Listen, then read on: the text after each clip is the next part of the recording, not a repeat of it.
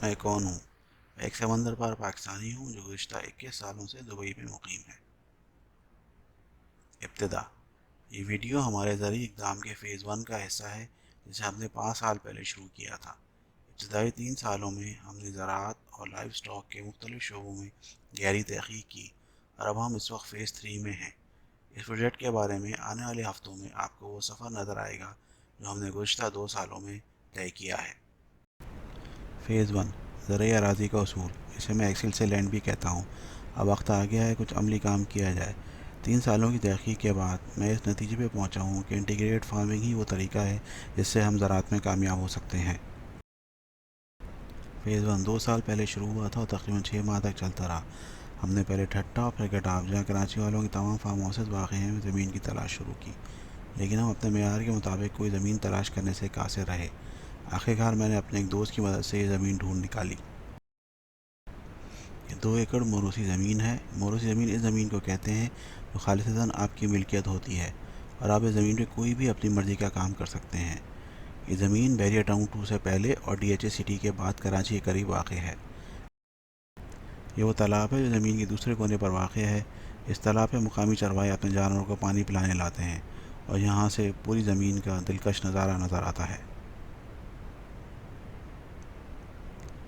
اور سامنے یہ وہ راستہ ہے جو کراچی حیدرآباد سپر ہائی وے سے آتا ہے۔ سپر ہائی وے یہاں سے تقریباً 2 کلومیٹر کے فاصلے پہ واقع ہے۔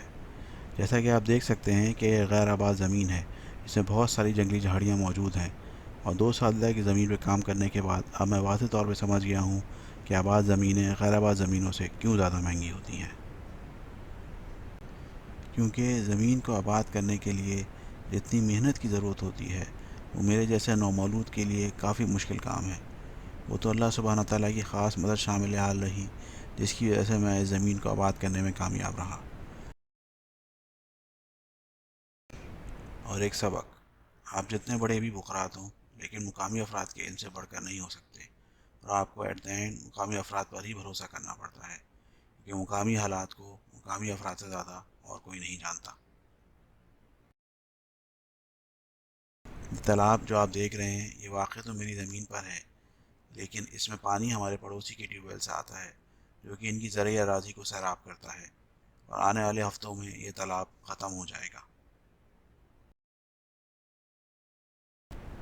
ہمارے علاقے میں سندھ کی مشہور نسل ریڈ سندھی نسل کی گائیں پائی جاتی ہیں جو کہ چرائی اور سندھ کے سخت موسم کے باوجود 6 سے 8 لیٹر دودھ دیتی ہیں۔ اگر ان کی خوراک اور دیکھ بھال پر توجہ دی جائے تو 15 سے 20 کلو تک دودھ دینے کی صلاحیت رکھتی ہیں۔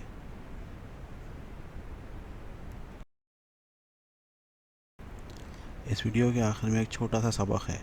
آپ دیکھ سکتے ہیں کہ جب چرواہا اپنے جانوروں کو پانی پلانے لے کر آیا تو تمام گائیں اور بھینسیں تالاب کے قریب آ گئیں، لیکن صرف بھینسیں ہی پانی کے اندر گئیں اور گائیں کنارے پر ہی رک گئیں۔ یہ ان ڈیری فارمز کے ناکام ہونے کی بڑی وجہ ہے جن میں تالاب نہیں ہوتے۔ جزاک اللہ خیر یہ ویڈیو دیکھنے کے لیے۔